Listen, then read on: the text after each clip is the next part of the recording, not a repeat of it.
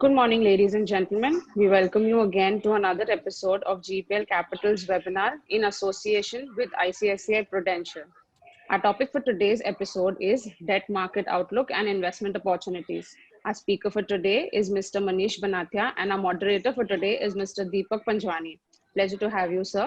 Our speaker, Mr. Banathia, is the Senior Fund Manager, ICICI Prudential Asset. He has over 15 years of experience in Indian capital markets and is associated with ICI since October 2005. Thank you for giving us your valuable time, sir. Our moderator for today, Mr. Deepak Panjwani, is the head of debt at GPL Capital with over 20 years of experience in financial markets. Thank you for joining us, Deepak, sir. We will first start with Mr. Banathia, who will talk about the debt market outlook and investments in debt, followed by an interactive session by Mr. Deepak Panjwani. This time, guests on Zoom can raise your hands, and after unmuting yourself, you all can ask the questions to our speaker and our moderator. Also, please note, pertaining to the class will be catered to. Also, we are live on Facebook right now. Like and share our page with your friends, and they can view us there too. Also, put in your questions in the comments, and we will try our best to accommodate those. I now hand it over to Mr. Banathia. Thank you. Thank you for giving me this opportunity to speak to all of you, and a very good morning. Fixed income is a hot topic at this point of time. There's been a lot of interest in fixed income funds of late. We've seen large, flows into fixed income markets, given that yields have come down over the last 1 year, and returns on the fixed income asset class has been particularly decent. Given the investor interest, it's an opportune time to engage with all of you to make you understand what is our outlook on the fixed income markets, where do we see opportunities, and what's the way forward for the markets broadly in terms of yields, in terms of spreads, in terms of asset classes.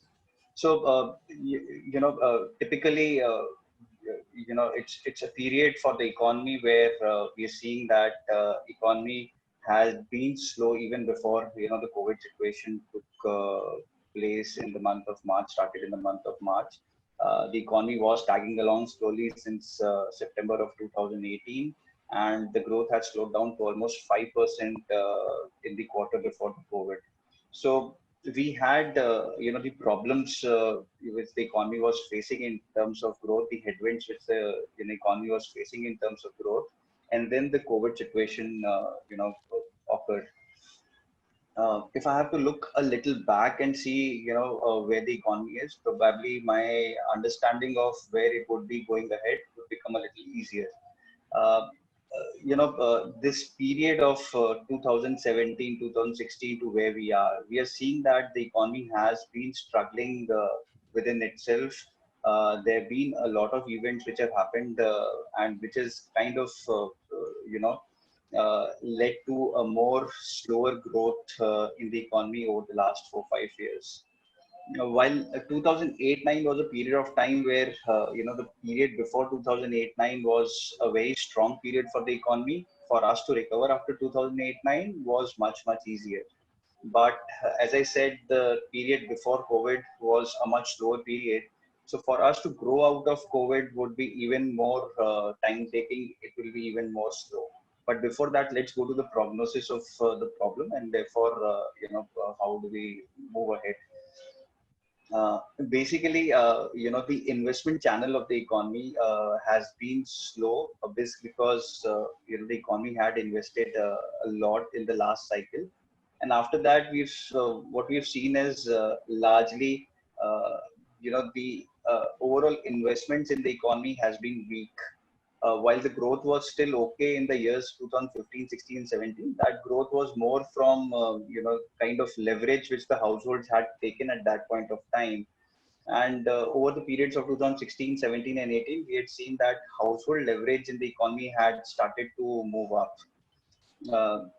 There was a lot of, expansion in the NBFC balance sheets and the banking balance sheets as well, which supported the retail sector, the retail loan sector. And while the income growth in the economy was slow, effectively meaning that for the households, the income growth was slow, it did not, immediately stop the consumption at that point of time. People were happy taking a lot more leverage on their balance sheets, and they continue to keep the consumptions at a high level. Now, when consumption is backed by a good income growth, you have a healthy cycle ahead. But when consumption is backed by leverage, probably it doesn't run for a long time, because at some point of time, your leverage ratios in the balance sheets will start to, you know, become a headwind for you. And which is where we saw that in 2018, when the NBFC situation tightened, when the liquidity tightened because of the dollar tightening, uh, we typically saw that the NBFCs were not able to lend more. The cost of capital for the NBFCs, some part of the NBFC sectors had moved up, while the banking sector kept on increasing the retail book. The NBFCs had been a big engine of leverage over a period of the last 3-4 years, and clearly over the last 1.5 years, that engine kind of uh, slowed down. And with the COVID situation taking place, as the income of the households, got even tighter, the leverage which got created in the banking channels as well over the last 1.5 years, even that leverage has now started to impact the household balance sheets negatively. So we are in a situation right now where household balance sheets has been weak over the last 3-4 years, and leverage in those balance sheets had gone up, and income growth was slowing, and with COVID situation, income growth has further slowed down. So at this point of time, for the economy to move back up again, we need the household sector, either the income growth to move up or the household sector to deleverage. We saw a similar cycle in 2001, 2003, where the overall deleveraging cycle in India also played for the 2 years period of time. And at the end of 2 years in 2003, we saw that the country had deleveraged enough. There was the cost of capital had come down because of that deleveraging, and then as the income growth started, it started a virtuous cycle for the country. At this point of time, we are in that deleveraging cycle where the incremental inclination to save has increased. People at this point of time do not want to consume as much. The tendency to have more savings for the future because of the sentiment impact exists at this point of time. Now, how do we now move ahead from where we are? Clearly, it depends on how the policymakers support these particular points of time. And policymakers are important at this juncture because they are exogenous variables. And if the policymakers are kind of compensating or substituting the private sector demand at this juncture, probably the demand situation in the economy will be much better. We'll be able to see the demand kind of sustain at kind of pre-COVID levels. But for that, we need a lot more fiscal push from the government, a lot more support from the Reserve Bank of India for the fiscal deficit borrowing to go through. And if that is the framework we are working with, then probably we'll have a much faster, recovery in the economy.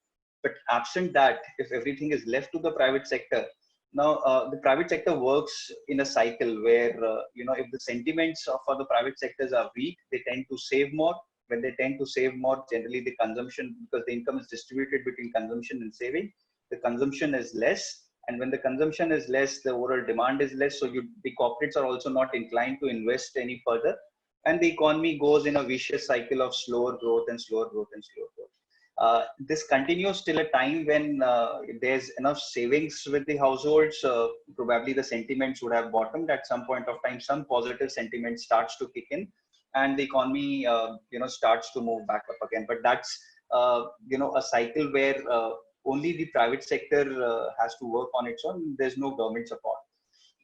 So clearly there are two paths ahead. One is a much faster recovery, and one is much slower recovery. Given the way in which the government is looking at the situation, the way the government has been talking, I think that the probability of us to follow the first path, which is much slower economic growth, the government pitching in only at points where they feel that the necessity is very high, and effectively the private sector to do the heavy lifting. is what the scenario is my base case. So from that perspective, I see the recovery in the Indian economy to be much slower. We will go through a deleveraging cycle. Return on assets would continue to come down, but the good thing is that as interest rates keep coming down, the the the effective hurdle rate for investments reduce, which is a good part, which will happen over the course of the next few months or probably a year or so. So while the Reserve Bank of India has cut interest rates, I see that the uh, the transmission of that interest rate to the economy is still very, very challenged. And which is where, from an economy's perspective, since the transmission is not full till the point the transmission is full, the economy will not, have the complete benefit of interest rate cuts. And which is where, as slowly and gradually the transmission does take place, we'll see that the economy will get the benefit of lower interest rates. For the markets as such, markets are much faster to price in things, and which is where markets have already priced in, you know, um, the RBI interest rates, at least in the shorter end of the curve, in the government securities curve, in the AAA part of the curve. So while the operating rate in India has come down to 3.25%, which is the reverse repo rate at this point of time, it was almost 6.5% 2 years back. So we've seen a sizable drop in the operating rate for the risk-free assets. What has happened is the curve is very steep at this point of time, while a 1 year treasury bill or a 1 year CD trades at close to 384%, kind of levels, which is not very far from where the operating rates are. As you move higher on the curve, you will find that the curve is steep. A 3-year, government security trades at uh, closer to 4.5%. A 5-year government security trades at 5.1, 5.2 kind of levels. So the curve is pretty steep from 3.25%. Now, the way I look at this is that, there has been a substantial shift in this 2-year, 3-year segment. But if I again look at where a 9-year to 14-year segment is trading, it is still trading in the vicinity of 6% plus minus 20 basis points. So from a 3-quarter to almost a 6-quarter range, we are seeing that the steepness of the curve exists at this point of time. And the reason for steepness of the curve is twofold.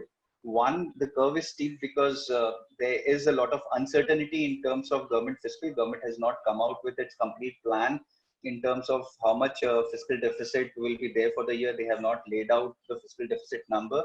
And even the growth numbers, are pretty challenged at this point of time. Government hasn't come out with its forecast. Even RBI did not give a number to the growth numbers.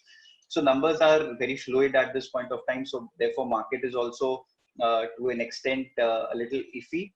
But given my base case scenario, I think that as the growth remains low for the next part of the year, I think there is scope for the yield curve to flatten from where we are. And when I say flattening, it effectively means that the longer end of the yield curve has a scope to come down, whereas the shorter end of the yield curve, I think, is fairly priced at this point of time, unless we see more cuts from the Reserve Bank of India. The shorter end of the curve may not move too much. The other part of the market which has good value at this point of time is AA part of the curve. What has happened in this COVID period is that the risk aversion from the investors side has been almost at its peak over the last 10-15 years. And because of the episode which happened in the month of April to one of the fund houses, generally we saw that a lot of money moved out of credit oriented funds. I see that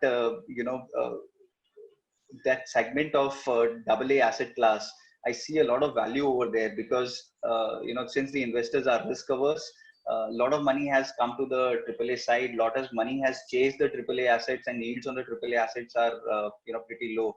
While over the last 2 months, the AA yields have also climbed down somewhat, but I still see AA assets trade at around 6.5 to 7.5% range, which is pretty high compared to where AAA trades in the same duration bucket, which is 2 to 3 years, at around 4.5 to 5%. So there's a spread of almost 200 basis points, which still exists, and I see a scope for the compression on the double A asset class to move further in terms of more compression to happen in the markets.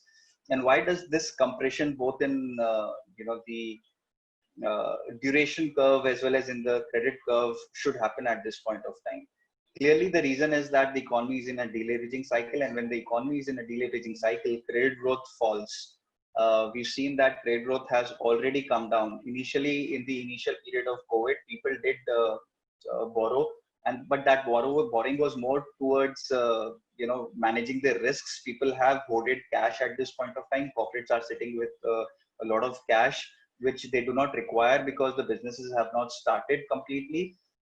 And corporates are right now in a mood to reduce their debt. Everybody right now in a mood to reduce their debt. So credit growth in our assessment is going to fall further, and probably you will see a point where credit growth for the banking sector may fall to as low as 2% or even 0%. And when the banking sector does not see credit growth, but the deposit in the banking system continues to be large, banks will be forced to face a challenge where they have money but they don't know where to deploy that money. And which is where we've seen that banks have been big investors in government securities market. The banks have been big investors in the corporate bonds, including the double A bucket. And which is where I see that because the nation or the economy is not creating as much financial assets as there is money supply, I clearly see that compression of yields will continue further from where we are at this point of time. Now, if I have to look at what products, do we, should the investors get in at this point of time? Clearly, the 1 to 3 year curve has been the favorite curve for the investors over this period of time. The AAA 1 year, 3 year curve is what investors have chosen. But I think that 1 year, 3 year curve has fairly played out for the investors.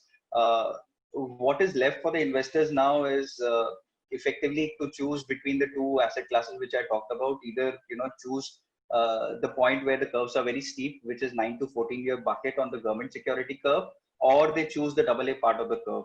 So funds which have a combination of these asset classes are the ones which are going to benefit going ahead, given that RBI now may not cut as many interest rate cuts. So the 1 year to 3 year curve may not move down as much. The overall returns on the 1 year, 3 year segment would largely be the YTMs which exist at this point of time. So if a 4.5 to 5% is a YTM for a 3 year AAA asset, more or less the returns are from here would be in line with that YTM. And the investors should not expect capital gains, large capital gains from where we are at this point of time.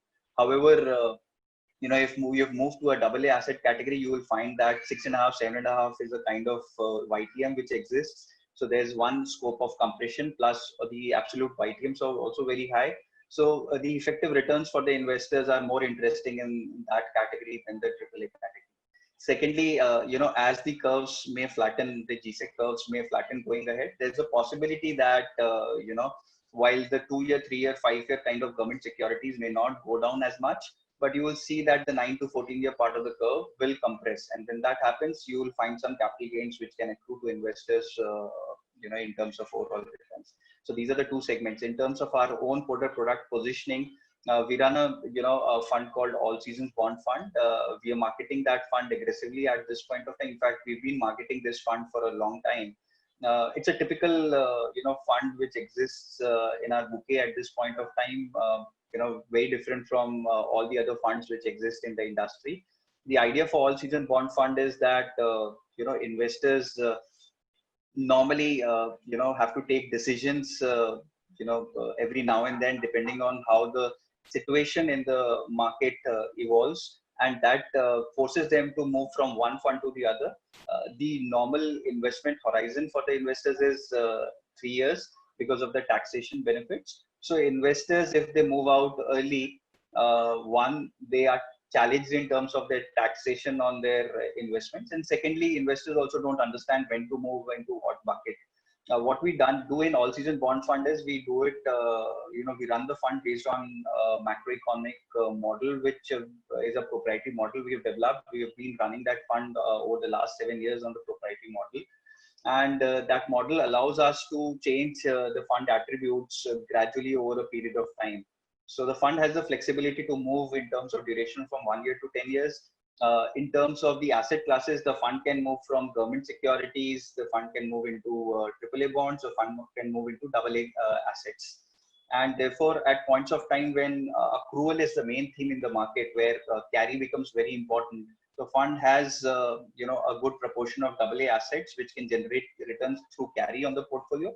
And when capital appreciation is the big story, the fund can increase its duration through having a higher proportion of government security assets and AAA assets. So therefore, it's an all seasons fund where investors may not want to time the market, but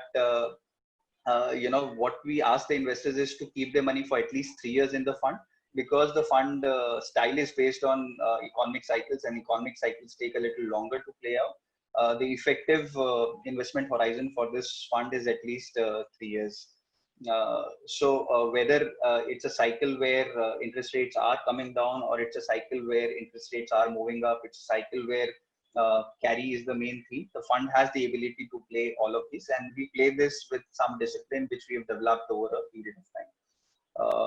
So at this point of time, the way the fund is structured, we have 30% of the investment in AA securities. As I said, the AA is clearly a very attractive bucket, and the remaining 70% of the asset is positioned in the high grade with 50% allocation to the government securities in the 9 to 14-year bucket, as I said. The other assets as well, which we have in our bouquet, which are right now highlighted, are funds like short-term plan, funds like banking PSU. Again, against the industry, the positioning of these funds are a little different. We are focused on carry in our funds. We want to maintain a good YTM. We think that YTM is a good alpha generator, at this juncture, in the markets. And therefore we are focusing on carry. So in banking PSU, we have a substantial portion allocated to perpetual bonds, which is different from the market. We've invested in perpetual bonds only of high grade banks like HDFC Bank or ICICI Banks, State Bank of India, Axis Bank. We believe that these four banks, have strong balance sheets. They have ability to, raise equity from the market. We've seen some of these banks already raising equity under these situations. So from that perspective, these banks have a healthy balance sheet, and therefore perpetual bonds of these banks act more like debt instruments, unlike some of the weaker banks where the probability of the perpetual bonds moving to equity kind of risk is higher. So we restricted ourselves only to these four names, and therefore from that perspective, the YTMs on banking PSU is quite high compared to the industry YTMs. Even in short-term plan, we run a strategy of 20%, around 20% of the investment in the AA segment, which helps to bump up the overall YTMs of the fund and effectively the future ability to generate returns on the fund. And also we are kind of heavy in we're running a little barbell strategy. Some part of the fund is allocated to the longer end G-Sec, because we find that segment attractive. So small part of the fund is allocated both in banking PSU and short-term plan as well to the government securities market. We are clearly overweight on government securities against AAA corporate bonds, because the spreads between government security and AAA corporate bond is almost at its lowest. It's almost 15, 20 basis points, 25 basis points across the curve.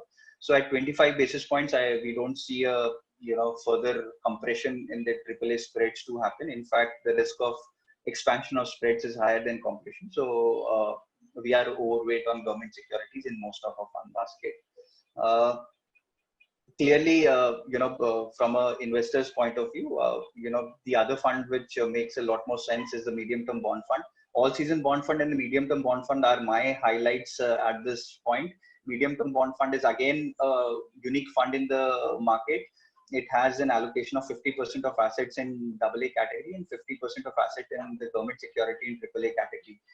And because of the allocation in the AA category, it has a very healthy YTM. So if you look at the YTMs of all season bond fund as well as the medium term bond fund, that will be typically much higher compared to historical spreads between AAA and AA assets. And which is where, I from a 3-year investment point of view, both these funds are my highlights at this juncture, where I see a lot of potential to still deliver returns in the fixed income markets.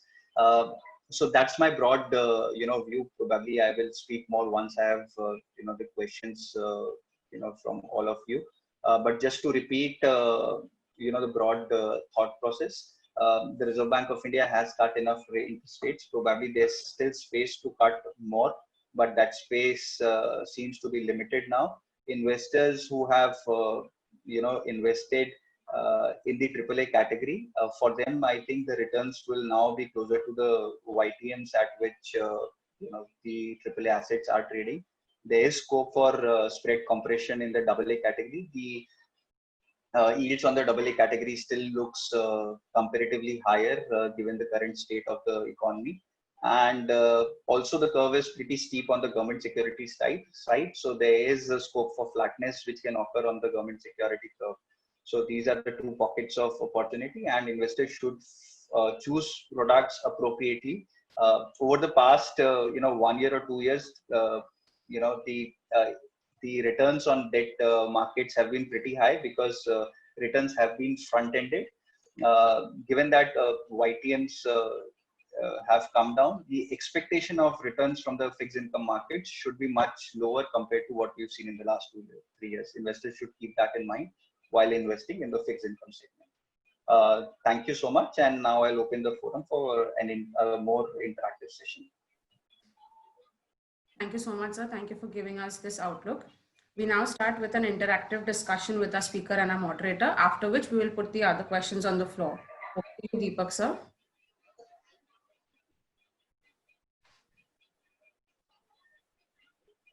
Deepak, sir, you're on mute.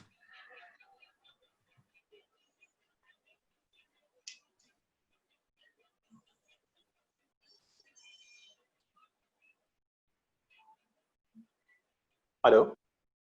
Yeah, hi. Yeah, good morning. Thanks, Manish, for giving such a wonderful insight on the debt market and just giving a very viable investment opportunities which are flowing into the debt mutual fund currently.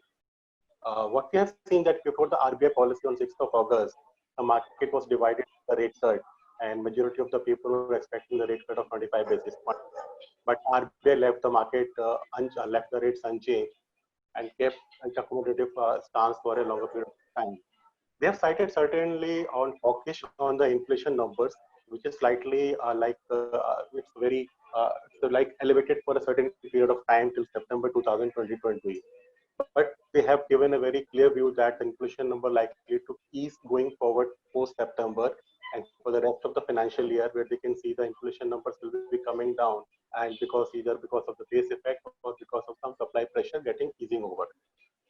In this scenario, sir, what kind of insight for the 10-year ESEC to move you? What is your projection for the 10-year government bond to move from here for the rest of the financial year? And what kind of rate action you expect from the RBI going forward? So inflation to me is not a worry at this point of time. Look, the way in which the economy has functioned over the last 2-3 months, we have had a situation of lockdown in the month of April and May, and unlock has started since the month of June.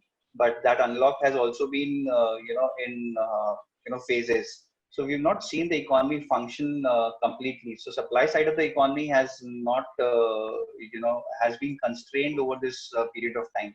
As we start to see the economy unlock, clearly the first thing which will happen is the supply side of the economy will become much free in terms of moving resources, in terms of getting the supply available to whatever demand exists. The problem for me at this point of time is to look at the demand situation and understand, when will demand come back to the pre-COVID levels. And I think that will be a much slower exercise. So whatever inflation we are seeing at this point of time is a fallout of these lockdowns which have happened. Going ahead, I see that, there would be a point where, while the supply, will come back much sooner, the demand situation, the economy will remain weak, and which effectively means that the pricing power which exists with the supply side will be very, very low, and effectively inflation will fall.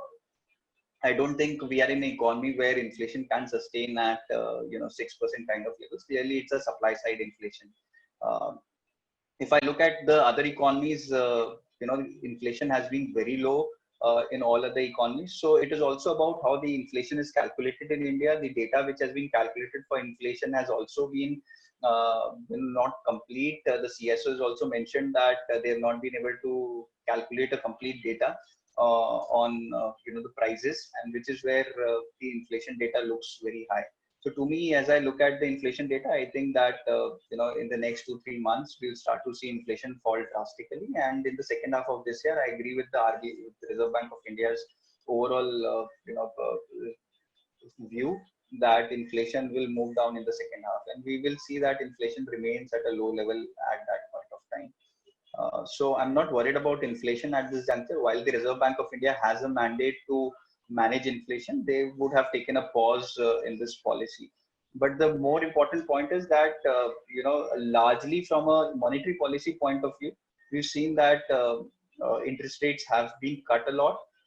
The transmission of those interest rates is where the challenge is. And because banks' balance sheet at this point of time is a lot more challenged, the cost of NPAs for the debt for the banks have gone up, and which is where they do not want to shift the lending rates, in line with the fall in the deposit rates. They want to have a higher NIMs at this juncture to shore up their balance sheets, and which is where the transmission normally remains weak during these periods of time. So I'm more bothered about the transmission. The Reserve Bank of India wants these transmissions to happen, just and not keep cutting interest rates, which is where I see that interest rates, even if interest rates gets cut from here, and the banks, are not able to transmit, it doesn't help the economy. So I think, once the transmission is complete, Reserve Bank of India will have more room to cut interest rates. But overall interest rates in this cycle, probably another 25-50 basis points is our view. We don't see more than 25-50 basis points of interest rates cut from here. And probably that should happen in the second half of this year rather than before that. In terms of the 10-year point on the curve, while I do not see too much of interest rate cuts, I also do not expect the private sector, to start their economic activity, their investment activity anytime soon. I think this is a slow economic slump we are in, and to move out of the slump, as I said, either you need a lot more government support, and absent that government support, the private sector would be very, very slow. And whatever we've seen from the government till now, government support for the economy has been pretty shallow compared to a lot other developed markets. And while it can be argued that the government should have done a lot more, but we'll have to live with what the government does. And from that perspective, I see that we'll have a very slower private sector recovery, and because of which the credit demand in the system remains very weak. Also, we've not seen RBI, support the market in terms of, taking out duration from the market. I see in the second half of the year, RBI being more active in terms of absorbing duration from the market. It can be in terms of various means. While the market was expecting RBI to do something even in this policy, but I think in the second half, RBI will be more active to absorb duration from the market. When I say absorb duration, it can be done either in terms of operation twists, where they buy long end bonds and sell the short end bonds. They can increase the HTM on the banking balance sheet, given that banks are big buyers of government securities in the absence of any credit growth. And they can also do some kind of LTRO kind of stuff in the long end bonds, where they allow allow HTM relief in the LTRO space for the banks to buy.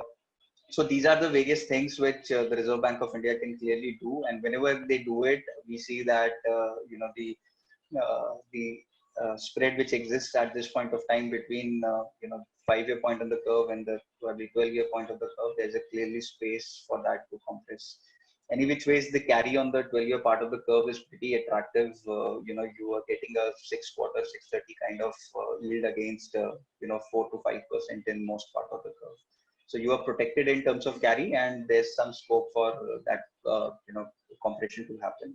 And clearly from the demand side on the bonds, while people were very scared in the month of April when it was announced that the borrowing calendar for this year will be 12 lakh crores.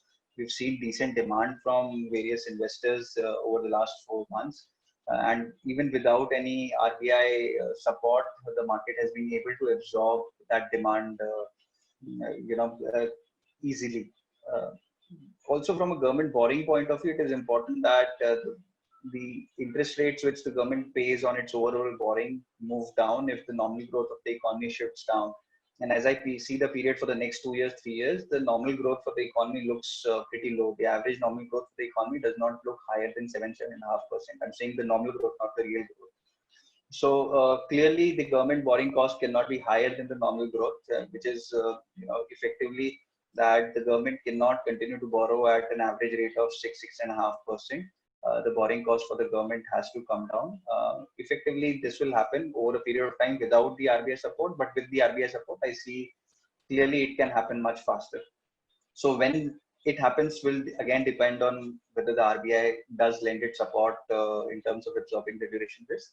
If it does not, then you will see a much gradual shift down in the government security curve. It will take a little more while for that to happen. So that's my broad outlook on the government security. Agree with you. 100% agree with you, Mr. Manish. If you see in the policy statement, what RBI governor has said, he talked about the GDP numbers, which is slightly moving on the negative part, negative territory. And if you see the FICCI projection, they have projected GDP growth to be around 4.5% for FY 2021. In this scenario, the government has already increased the borrowing plan to 12 lakh crore, which you rightly said. In the month of May, they increased by around 4.2 lakh crore additional to the borrowing which they are projected in the month of February. So what kind of fiscal deficit pressure you will be seeing building up on the market for the going forward, and what kind of pressure it will put on the 10-year yield curve or on the longer end yield curve? So we are working with a number while we do the all-season bond fund. These numbers which we are talking about, the fiscal deficit numbers, the credit growth numbers. These are all inputs which go in our economic model. So the way we had projected it in the month of April was that we had projected fiscal deficit combined for the government, the central government, and the state government to go up to 11 to 12%. And the credit growth to come down as low as 2% as a percent of GDP. Normally, the credit growth as a percent of GDP, while you hear the credit growth as a year-on-year number, the input which we take is credit growth as a percent of GDP.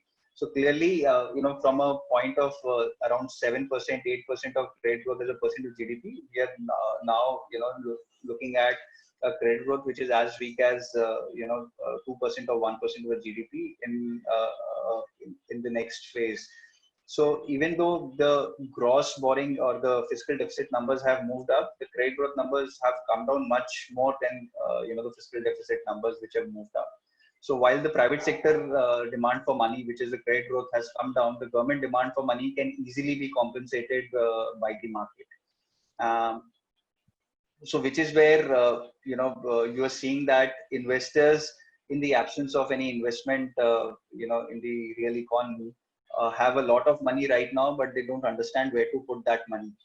And with the large fiscal deficit and the borrowing program which the government has, the government is the only borrower in the market. There's no other borrower in the market. And when government is the only borrower in the market, it doesn't put pressure on the economy. The problem happens when the private sector is also doing well and the government is also trying to push up the fiscal deficit, which is where both the private sector and the government, they come to the market to borrow, and which puts pressure on the interest rates. But when the private sector is almost absent from the market and the government is the only borrower, a higher fiscal deficit also does not put pressure on the yields, because people generally tend to chase returns. And if you look at returns, expected returns on different asset classes, in the absence of economic growth, your real investment activity, returns expectation is low, and people do not invest in that real activity. So what is left is the financial assets. So therefore, we are seeing that a lot of money is moving into financial assets at this point of time. Until the time the real activity starts to move up, the money will keep flowing in the financial assets. It could be in the form of money flowing into mutual funds. On the fixed income side, it may be money flowing into bank FDs. It could be corporate bonds. It could be money flowing into equity markets or stocks, because people do not see the utility of that money at this point of time in the real activity, and which is where financial markets are seeing a lot of flow of money. which is called the excess savings in the economy. And clearly with this excess savings, the pressure on yields is not going to be there. Sir, if you see other thing that currently if the inflation numbers are slightly on the higher side, that you said that is not a cause of worry for you. That is happening because of the supply constraint or because of the lockdown. We have seen a lot of things that happen and the saving of the household has been affected. And that's a certain push on the supply side. Because of supply side factor, we have seen the inflation number, and RBI has slightly shown concern on that because slightly on the elevated number. But definitely for shorter duration, if you see, it's going to put the pressure on the longer end curve of the yield. So once it put the pressure on the longer end of the yield curve, is it advisable for the investor to stay with the shorter duration fund or stay away from the duration and the credit risk fund? So what will be your advice? Yeah. So the entire logic that shorter end is more safer than the longer end of the curve, the duration on the shorter end side, is less riskier for the investment than the longer end of the side. This comes with certain caveats. The caveats are that if the shorter end and the longer end are trading at the same yield levels, right? Then in case the market direction changes, the risk on the longer end is much higher. Now, when the yield curve is very steep and we are seeing a very historical steepness in the yield curve, what happens is when the market recovers or when the economy recovers, the yield curve first starts to flatten. And what I mean by flattening is in that recovery, the shorter end comes up rather than the longer end moving up, right? Because the shorter end right now is working on, a 3/4 kind of a repo or reverse repo rate. If people start to see at some point of time that RBI is going to increase the underlying rates, the shorter end will react very fast because shorter end is already close to that 3/4 number. Whereas the longer end at this point of time still at 6/4 kind of range. So for the longer end to react, that first phase of shorter end move up should have happened. The curves should have become flat. And from there, if we see recovery, the longer end should move up. So that's how the curve shape happens. So to say that people have a higher risk on the longer duration compared to the shorter duration, I think is not appropriate at all points of time. So if the investor willing to invest the money for say 3 to 6 months, what kind of short-term plan you would like to recommend to them? 3 to 6 months is a very short period of time. I would not suggest people to venture out too much. Probably, a product like a savings fund, which we have, which is a low duration product, or a floating interest rate fund, which, again, has a duration range of 1 to 2 years. I think for 3 to 6 months, people should not venture beyond that duration horizon. It is more clear when people have an investment horizon of more than, 2.5, 3 years, when investment becomes much more safer. As the duration horizon reduces, it becomes a trading kind of a market if you are looking to invest in higher duration products. And I normally don't suggest investors to do that because there are risks that investors may be caught on the wrong side. So if it's a 3 to 6 months money, clearly we have products like ultra short term fund, which has a healthy YTM. They have products like floating interest rate fund or savings fund. These are the products which are meant to be invested for 3 to 6 months. And if what kind of the ideal allocation you would suggest if the investor having a surplus money and he would like to invest for a period of horizon of say 3 years and above, what kind of the ideal allocation in the different fund you would recommend to them? So at this point of time, my ideal allocation will be 50% in all season bond fund, 50% in medium term bond fund. For retail investors, I think these two funds are the ones which we are advising our investors. And clearly, if you're investing for 3 years, if you're invest in a AAA fund at a YTM of 4.5-5%, you'll only get 4.5-5% minus the expenses which is charged in the fund. So if investors are okay with 4.5-5% returns, they can invest in that AAA category. But for me, I think there's more opportunity in the AA part of the curve, where YTMs for both the medium-term bond fund as well as the all-season bond fund is pretty high. So they can take advantage of those higher YTMs and invest in those products. Okay. If the investors stay with the shorter duration fund, won't you think that once the RBI cut down the rate in the second half of the financial year, that will give an opportunity for like accrual and some capital appreciation to the investor?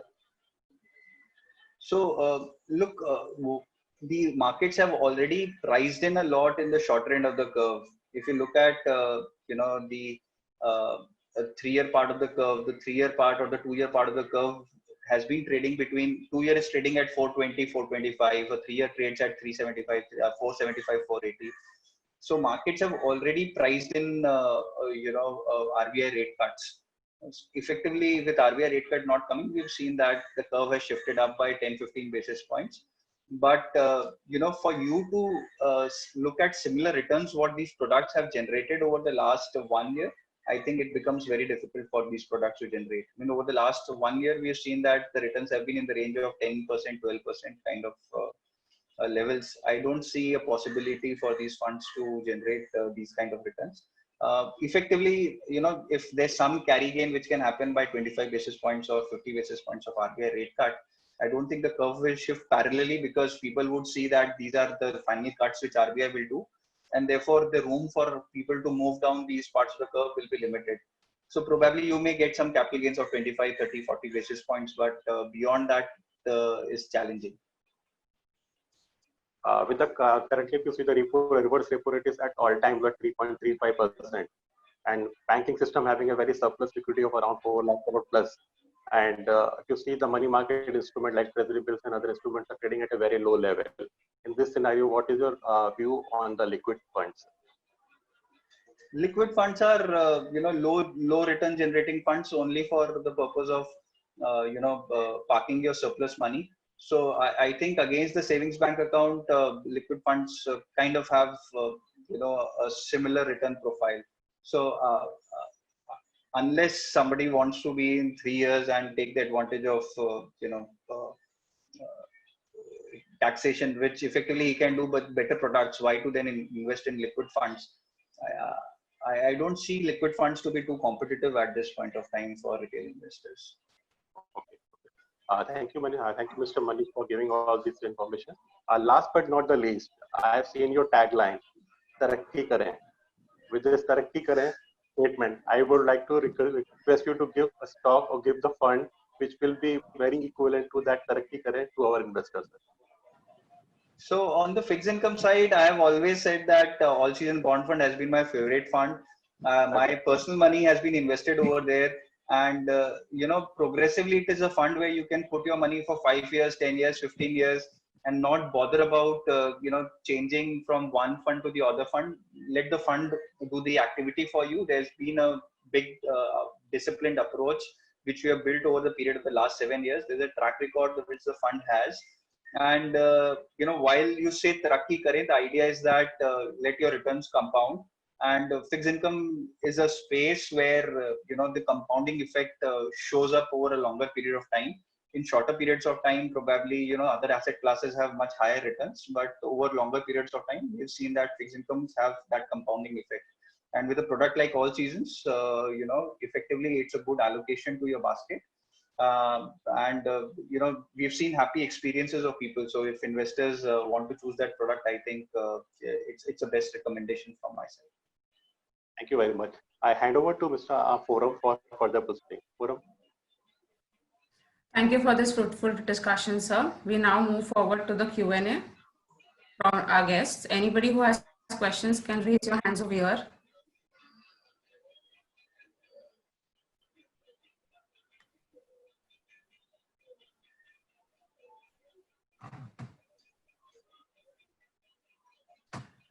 So the first question here, sir, from our guest is, you manage over $500 million offshore. How the foreign investors are looking at the Indian bond markets?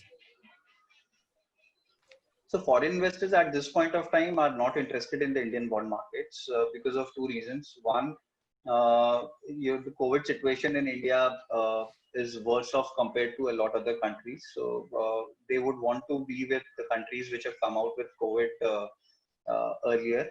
Secondly, on a comparative basis, Indian rates have come down compared to the rest of other countries, and the hedging cost is still very high. Now, hedging cost is also to do with the risk premiums which you assign to the country. And as I said that we are still in the COVID situation, the risk premiums for India is still high.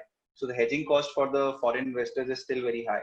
So we're not seeing foreign investors, too interested in the Indian bond markets. But having said that, I don't think we require foreign investment at this point in the bond markets. I don't know why the government wants bond inclusion to happen when the RBI is still, floating in excess reserves. We have the forex reserves almost at $534 billion last stated. And why do you need more foreign money? I mean, there's so much of foreign money. If the foreign money comes, RBI will have to again intervene, again increase its reserves. Our current account at this point of time is in surplus. Clearly, saying that the economy is slow, there's no demand, imports have come down.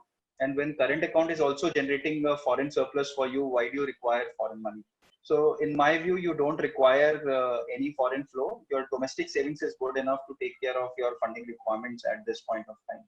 So even though foreign investors may not be interested in India, I don't see any reason why we should, focus on foreign investments for the bond markets. Thank you, sir. The next question coming from our guests are, how do you view the Bharat Bond ETF versus the banking PSU fund? So, I have over the last 1 month, 2 months, I have had a lot of interactions with the investors where I've said that there is a time when they should invest in passive funds, and there are times when you invest in active funds. For passive funds, you invest when your absolute yields are very high, when interest rates are high, and over a period of time, you see that there's a lot of possibility for the interest rate markets yields to come down. Otherwise, in all other situations, the active funds are much better, are better for investors compared to passive funds. The reason is that when the direction of interest rates change, the active fund has the ability to make changes in the portfolio, while the passive fund will not be able to change the portfolio. And for the passive fund, it's like an FD. When you are fixated with that, for a long period of time, and effectively the fund cannot change the way the economy is shaping up, which is where it's a diametrically opposite view to what I said in all season bond fund, where I said that the fund has the ability to increase duration, the fund has the ability to reduce duration, the fund has the ability to move to AA assets to get more carry. So the active fund can do a lot more. And when you talk about passive funds, it's like, trading the yield market at the right time. If you can trade the yield market at the right time, probably you will make money. But if you trade the yield market at the wrong time and yields are moving up, probably the returns can look very, very bad.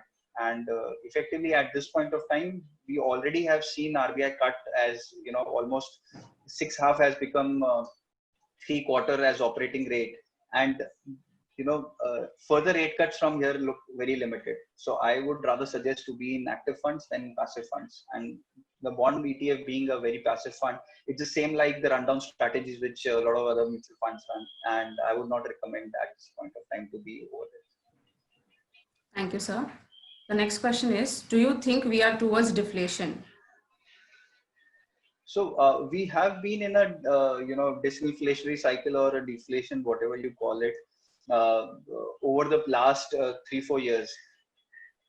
India typically has been a country, I mean, to the general experience which a lot of viewers at this point of time in this forum will have, my experience is concerned, I have seen that India always has been challenged in terms of supply side.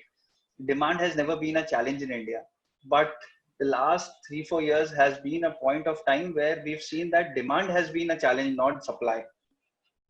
And this is a big change which has happened in the Indian economy, right? So when you are challenged in terms of supply, you worry about inflation. But when you're challenged about demand, then you don't need to worry about inflation. You need to worry about the demand situation, which is where I see, inflation not being a challenge for India in the next few years as well. What we need to worry about is that the potential growth of the country should not go down, which can become inflationary. So what happens is, if your supply side, because of the financial conditions which we have in the economy, if the supply side does not clear. So for example, if a MSME sector, right, which has a productive capacity in terms of a factory is producing something, and because of the COVID situation or because of the lack of demand, he has to shut down his factory and he goes into bankruptcy. So his productive capacity, and if that bankruptcy is not cleared, and his factory doesn't produce anything, that's a drop in the productive capacity, and that should not be allowed to happen. Till the time that is not allowed to happen, I don't think we will be in an inflationary scenario. We have to protect the supply side of the economy, and government has rightly supported the SME and MSME sector, but I think more support is required there. That's kind of uh, the uh, the base of the pyramid for us.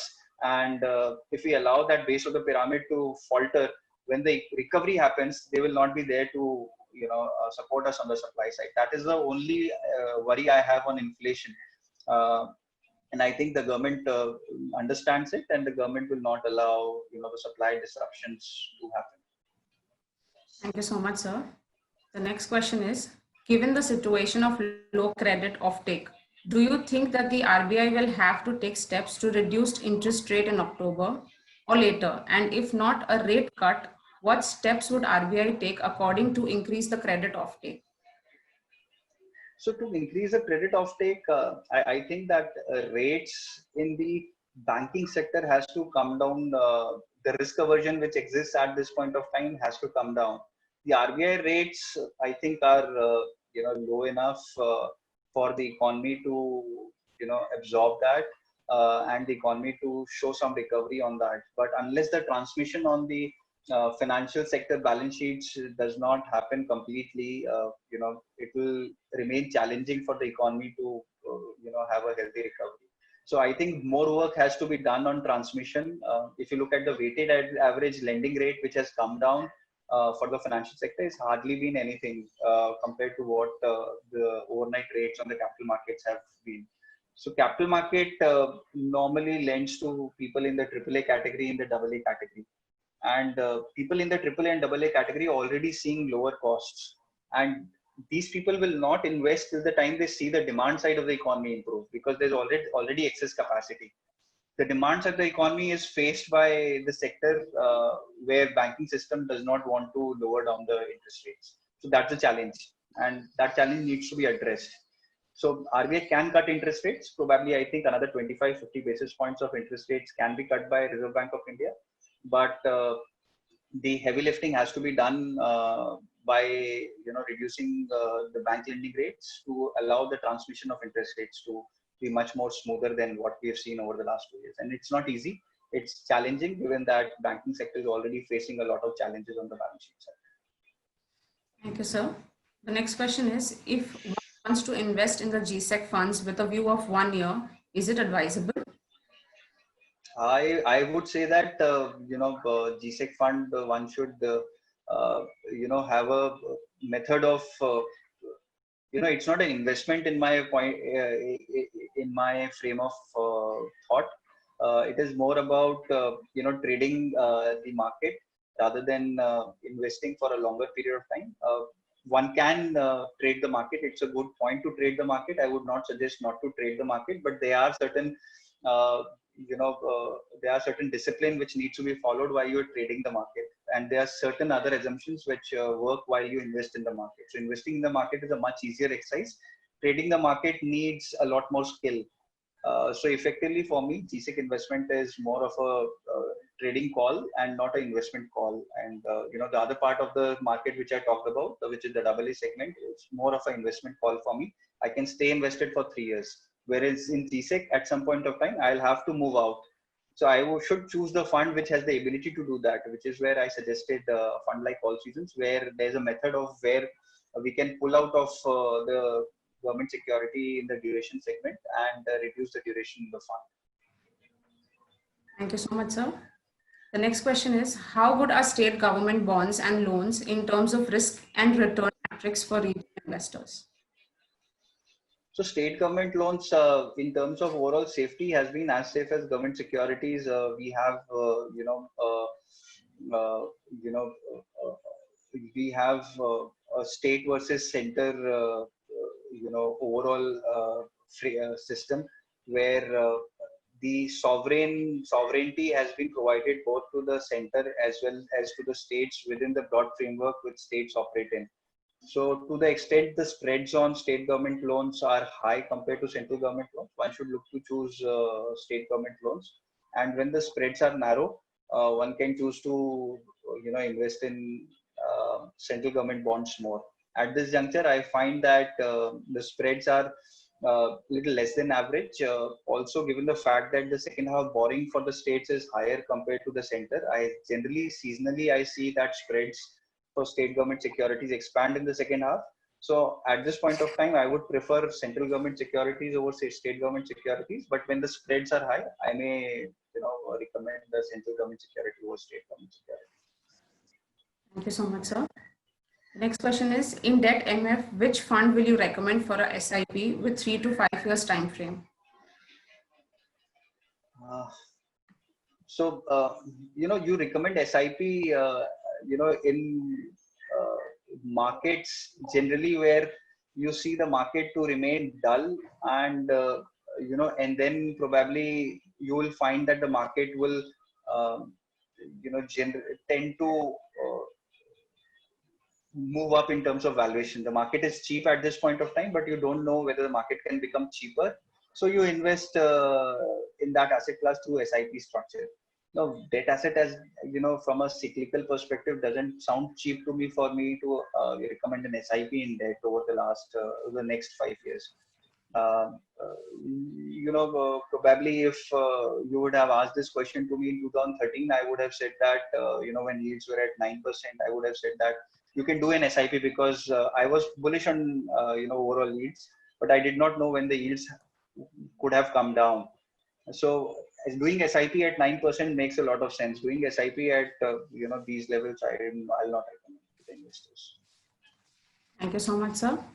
Since we've received an overwhelming response, we've tried as much as possible to cater to our questions. We are attaching our feedback form over here. Request you all to give us your valuable feedbacks.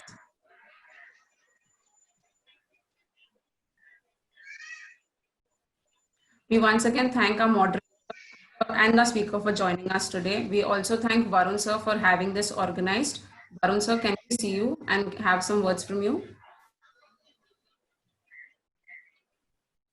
Yeah. I would like to take this opportunity to thank the entire team of GPL, Rupesh, for providing us this platform to connect with you and the investors. In the current scenario, we were planning to have this session some time back, and fortunately, it has come at a time when we just had the policy announcement. So it was good that we could connect with the entire team and the investors to just let you know what is our views, and specifically Manish also tried to recommend what we think that should be done in the current scenario. So, from that perspective, I would like to thank once again each and every one of the investors and the entire team of GPL for, joining and giving us this opportunity.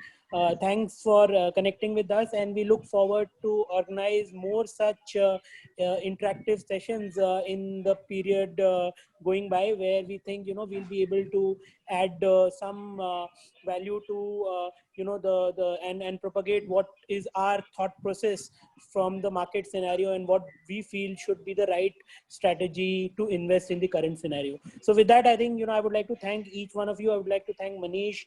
I would like to thank the entire team of GPL for, giving us this opportunity, and we look forward to organize more such events in association with GPL in the coming times. So thank you.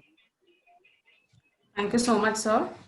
For all the audience who have joined us, thank you. We really hope that we've clarified your doubts, and for further doubts, you all can send us a mail on support@gplcapital.com. Hope you all enjoyed the session. We at GPL Capital will come up with more sessions related to different subjects. Thank you for joining us, Manish sir and Varun sir. Thanks a lot. Thank you, sir. Thank you.